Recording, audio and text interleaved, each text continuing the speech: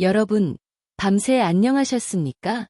혹시 어젯밤에도 화장실 때문에 잠을 설치지는 않으셨나요?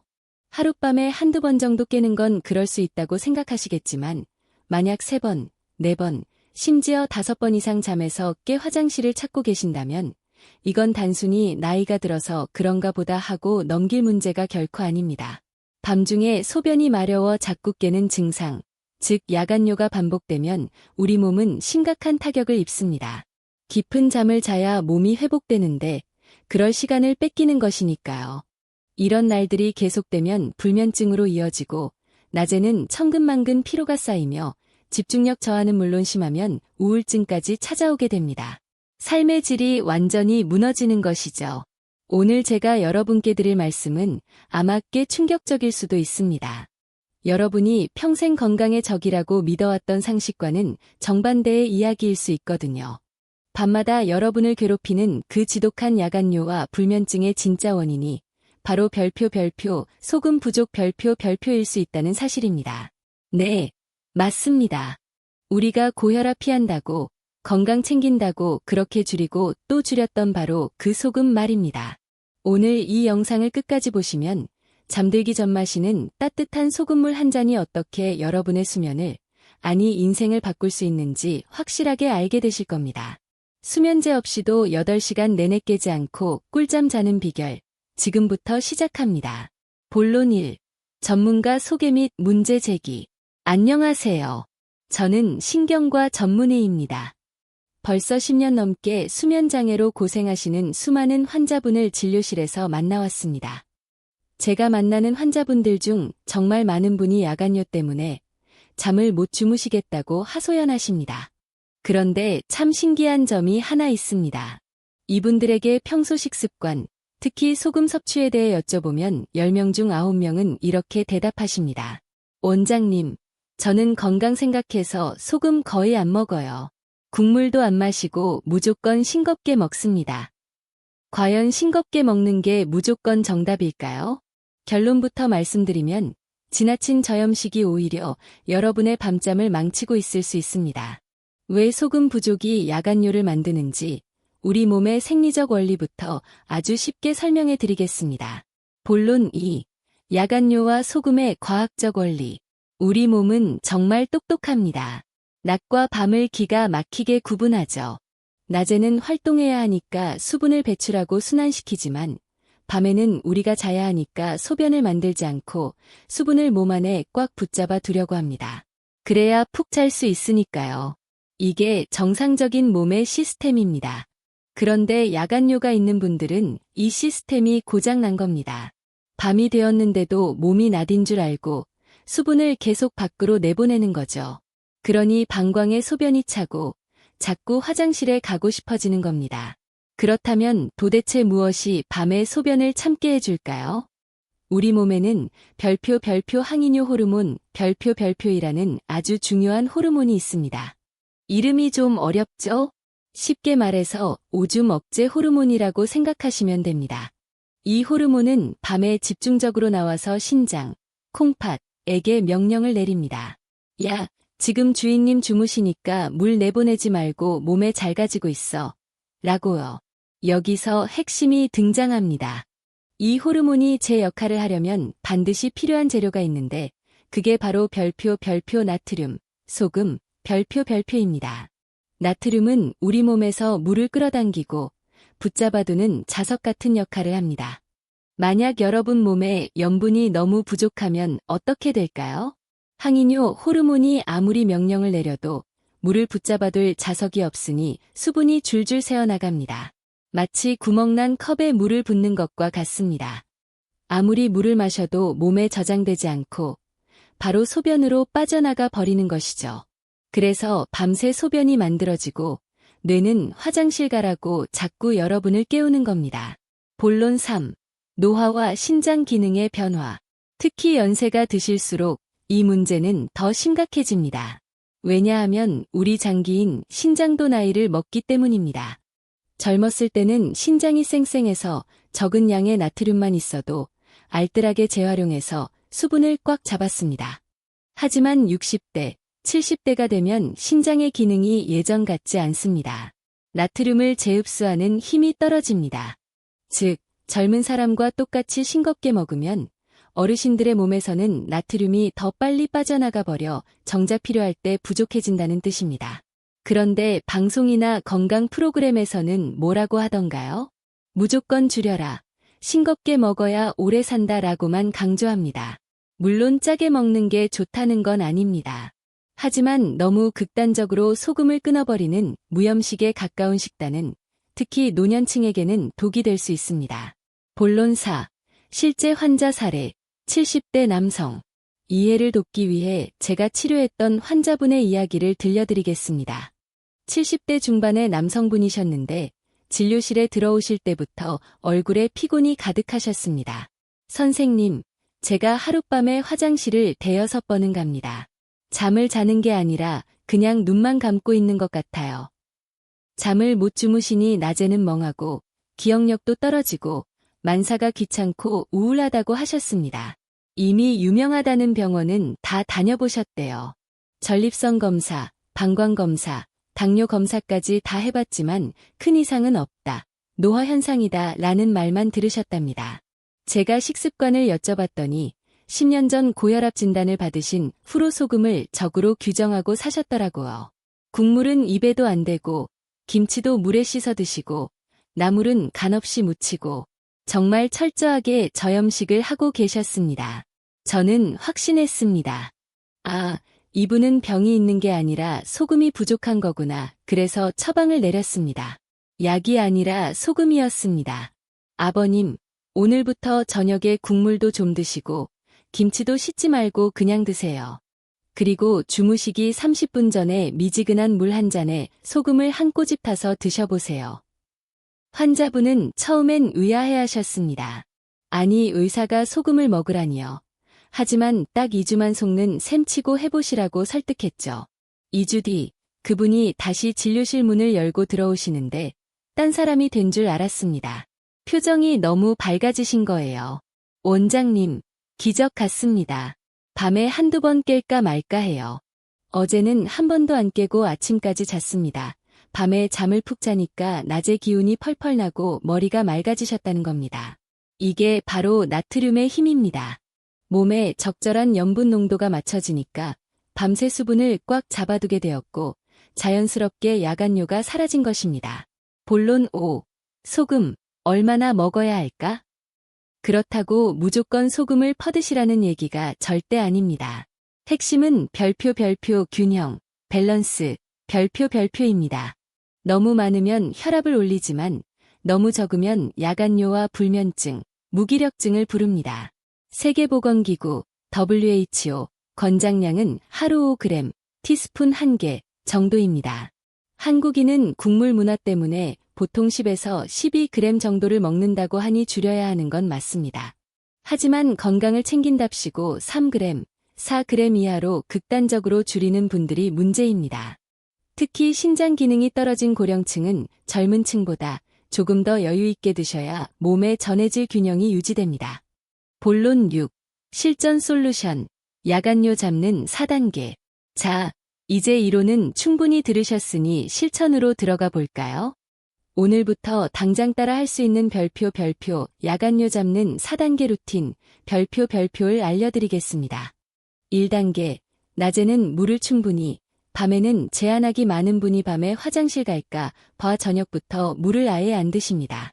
그런데 낮에 물을 너무 안 마시면 우리 몸이 탈수 상태가 되어 저녁에 갈증을 느끼고 몰아서 마시게 됩니다. 악순환이죠. 오전과 오후, 해가 떠 있는 동안에는 물을 충분히 자주 마셔주세요.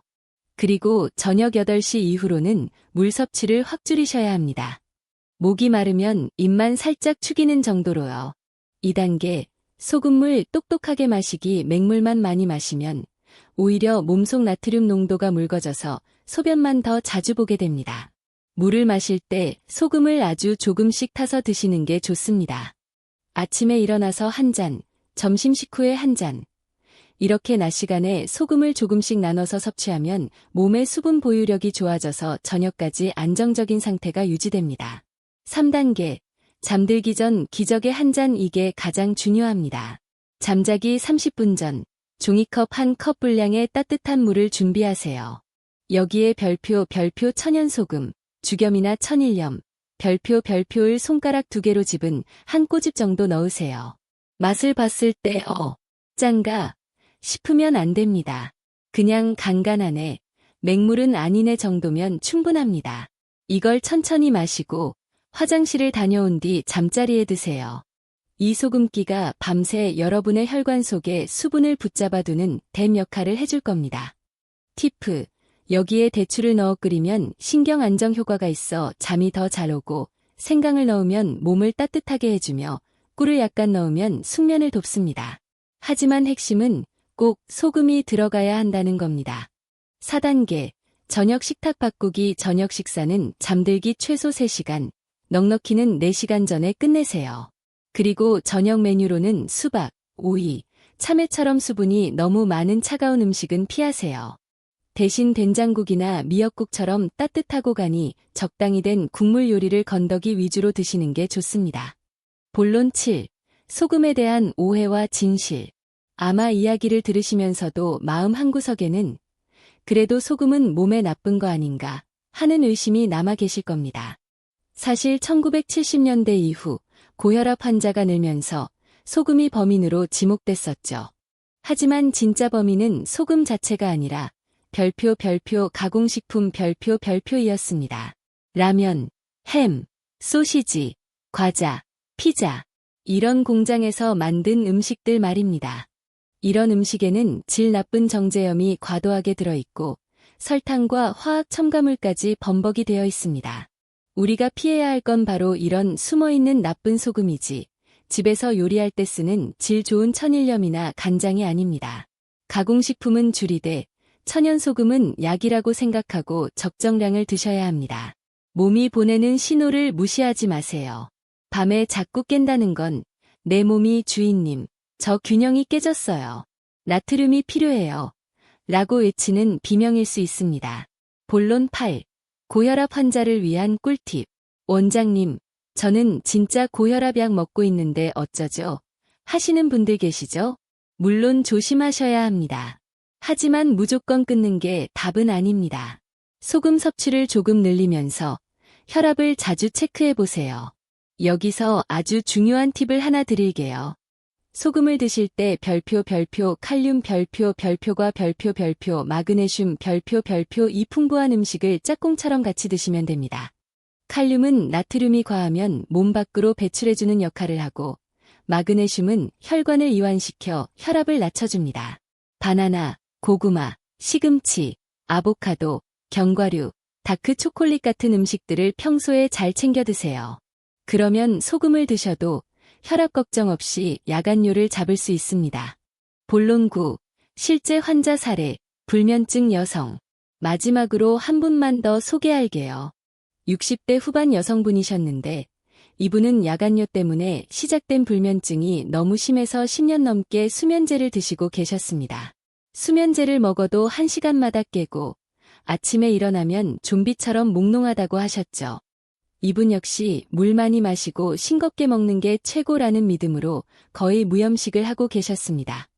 제가 이분께 수면제 끊고 소금물 드셔보세요 라고 했을 때 처음엔 정말 겁내셨습니다. 하지만 간절하셨기에 저를 믿고 따르셨죠. 결과는 어땠을까요?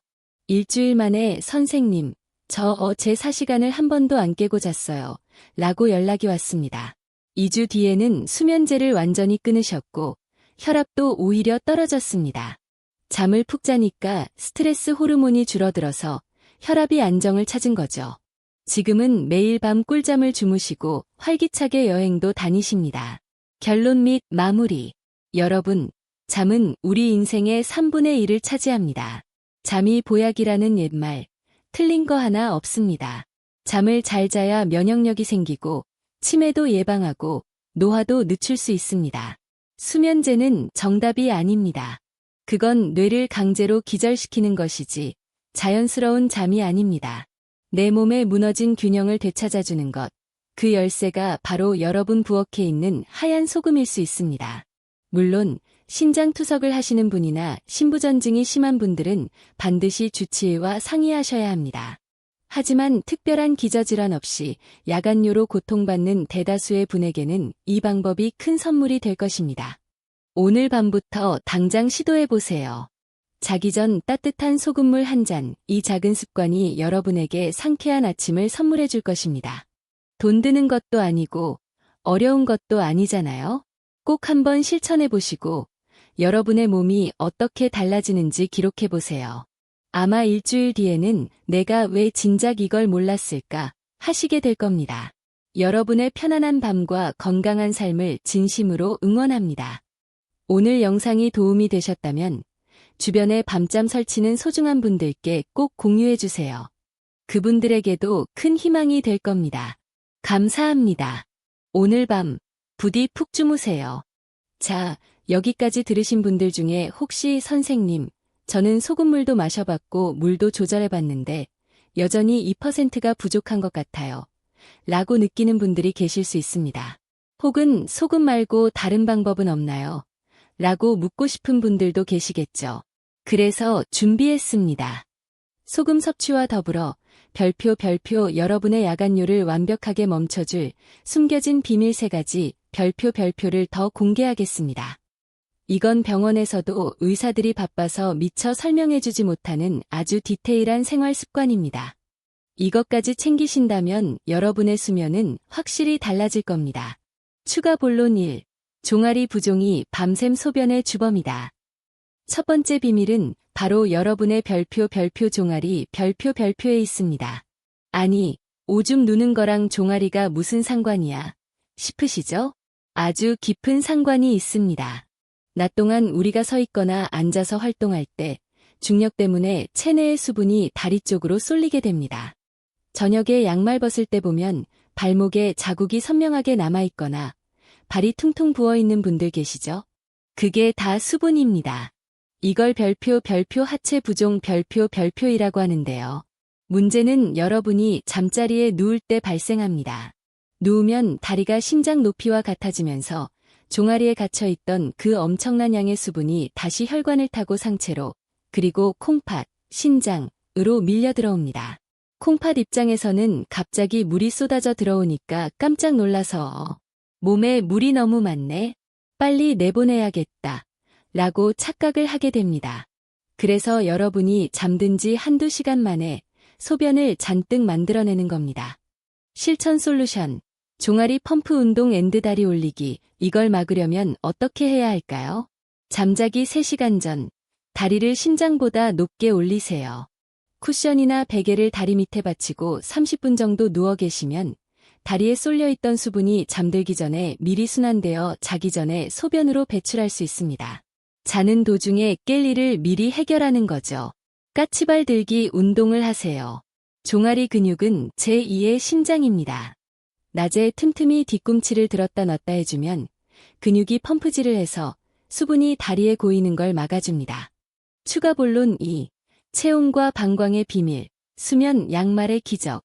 두 번째 비밀은 별표 체온 별표입니다. 혹시 손발이 차가운 수족냉증이 있으신가요? 우리 몸은 추위를 느끼면 생존을 위해 혈액을 심장과 뇌 같은 중요한 장기로 모으려고 합니다. 그러다 보니 팔다리 혈관을 수축시키는데요. 이렇게 되면 몸 중심부의 혈액량이 늘어나고 혈압이 살짝 올라갑니다. 이때 또다시 우리의 콩팥이 등장합니다. 혈압이 오르네. 압력을 낮추려면 물을 빼야겠다 하면서 소변을 만들어냅니다. 이걸 별표 한랭이뇨 현상, 별표이라고 부릅니다. 겨울철에 화장실을 더 자주 가는 이유가 바로 이겁니다. 특히 이불 밖으로 발이 삐져나와 발이 차가워지면 방광 근육이 예민해져서 소변이 조금만 차도 마렵다고 느끼게 됩니다. 실천 솔루션, 수면 양말 착용. 오늘 밤부터 꼭 별표 수면 양말 별표를 신고 주무세요. 발을 따뜻하게 하는 것만으로도 방광의 과민함을 잠재울 수 있고 혈액순환이 잘 되어 야간뇨 횟수를 획기적으로 줄일 수 있습니다. 정말 간단하지만 효과는 강력합니다. 추가 본론 3. 케겔 운동 제대로 하고 계신가요? 세 번째는 약해진 수도꼭지를 꽉 잠그는 훈련, 바로 별표 골반적은 케겔 운동 별표입니다. 나이가 들면 소변을 참는 괄약근의 힘도 자연스럽게 빠집니다. 그래서 요의가 느껴지면 참지를 못하고 바로 깨버리는 거죠. 많은 분이 케겔 운동이 좋다는 건 아는데 엉뚱한 곳에 힘을 주십니다. 엉덩이나 허벅지에 힘을 주는 건 소용이 없습니다. 정확한 방법은 소변을 보다가 중간에 딱 끊을 때 들어가는 그 미세한 근육, 혹은 방귀가 나오려 할 때 참는 그 느낌으로 힘을 주셔야 합니다. 실천 솔루션. 5초의 법칙. 거창하게 시간 내서 운동하지 마세요. 버스 기다릴 때, 설거지할 때, TV 볼 때 틈틈이 하세요. 5초 동안 지그시 힘을 줬다가 5초 동안 천천히 풉니다. 이걸 하루에 50번 정도만 반복해보세요. 2주만 지나도 예전엔 화장실 가고 싶으면 못 참았는데 이제는 좀 버틸만 하네 라는 느낌이 드실 겁니다. 밤에 소변 마려운 느낌이 들어도 다시 잠들 수 있는 힘이 생깁니다. 추가 섹션. 시청자가 가장 궁금해하는 Q&A, 팩트체크. 자, 이제 마지막으로 여러분이 댓글로 가장 많이 물어보시는 질문, 그리고 걱정하시는 부분들에 대해 시원하게 답변해드리는 시간을 갖겠습니다. Q1. 원장님, 소금물 마시면 아침에 얼굴이 퉁퉁 붓지 않을까요? 아주 좋은 질문입니다. 보통 라면 먹고 자면 붓는다고 하죠? 그건 라면 속의 화학조미료와 나트륨이 과도해서 그렇습니다. 하지만 제가 말씀드린 0.9% 염도에 가까운 연한 소금물은 오히려 대사를 촉진합니다. 우리 몸의 체액과 농도가 비슷해서 흡수가 잘 되고 배출도 잘 됩니다. 오히려 맹물만 마시고 잤을 때 몸이 물 먹은 솜처럼 붓는 경우가 더 많습니다. 적당한 소금은 붓기를 빼줍니다. 믿고 드셔보세요. Q2. 죽염, 천일염, 핑크솔트. 어떤 소금이 제일 좋나요? 복잡하게 생각하지 마세요. 핵심은 별표 미네랄 별표입니다. 정제된 하얀 맛소금이나 꽃소금은 피하세요. 이건 99% 염화나트륨 덩어리라 혈압을 올리기 쉽습니다. 미네랄이 풍부한 별표 국산 천일염, 간수 뺀 것, 별표이나 구운 죽염이 가장 좋습니다. 미네랄은 나트륨이 우리 몸에서 좋은 일을 하도록 돕는 조력자 역할을 하거든요. 집에 있는 굵은 소금을 프라이팬에 살짝 볶아서 드시는 것도 아주 좋은 방법입니다. Q3. 전립선 비대증 약을 먹고 있는데 소금물을 마셔도 되나요? 네, 드셔도 됩니다. 전립선 비대증은 요도가 눌려서 소변이 잘 안 나오는 문제고, 야간요는 소변이 너무 자주 마려운 문제입니다. 소금물은 소변의 생성량 자체를 조절해주기 때문에 전립선 약과 함께 하시면 시너지가 납니다. 다만 약을 드시는 시간과 30분 정도 간격을 두고 드시는 것을 추천합니다. 확장된 마무리, 강력한 동기부여와 행동 촉구. 사랑하는 여러분, 오늘 이야기가 좀 길었죠? 그만큼 여러분께 해드리고 싶은 말이 많았습니다. 제가 진료실에서 환자분들의 손을 잡고 항상 드리는 말씀이 있습니다. 나이 듦은 죄가 아닙니다. 하지만 불편함을 참고 사는 건 내 몸에 대한 직무유기입니다. 늙어서 그래, 어쩔 수 없어 하며 포기하지 마십시오. 오늘 배운 내용, 딱 3가지만 기억하세요. 1. 적절한 소금 섭취로 수분을 붙잡아라. 2. 낮에는 종아리 운동, 밤에는 다리를 올려라. 3. 발을 따뜻하게 하고 자라. 이 작은 습관들이 모여 여러분의 밤을 지켜줄 방패가 될 것입니다. 오늘 밤부터 당장 실천해보세요. 일주일 뒤 아침에 눈을 떴을 때 와, 내가 한 번도 안 깨고 잤어 라고 외치며 개운하게 기지개를 켜는 여러분의 모습을 상상해봅니다. 그 상상이 곧 현실이 될 겁니다.